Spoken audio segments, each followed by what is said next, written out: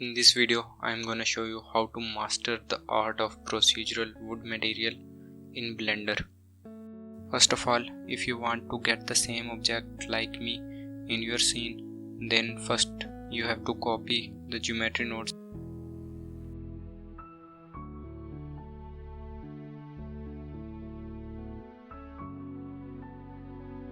Then you can apply the same modifier like me.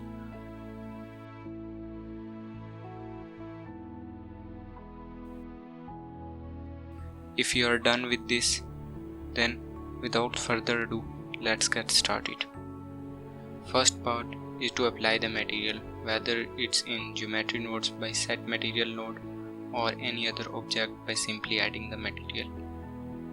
Then open shading tab. The first node you will have to add is wave texture node.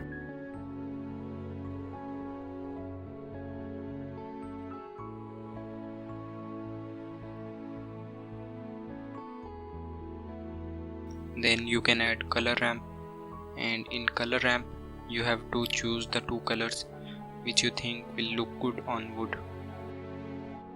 Increase the distortion of wave texture, and just like this your wood texture is ready.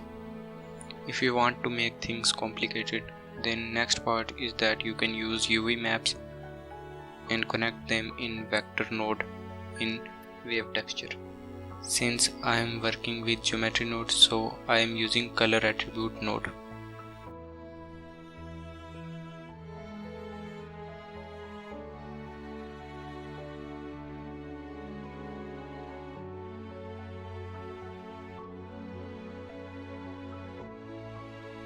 If you are not satisfied by this, then there is more to it. Add a bump node and connect it to wave texture.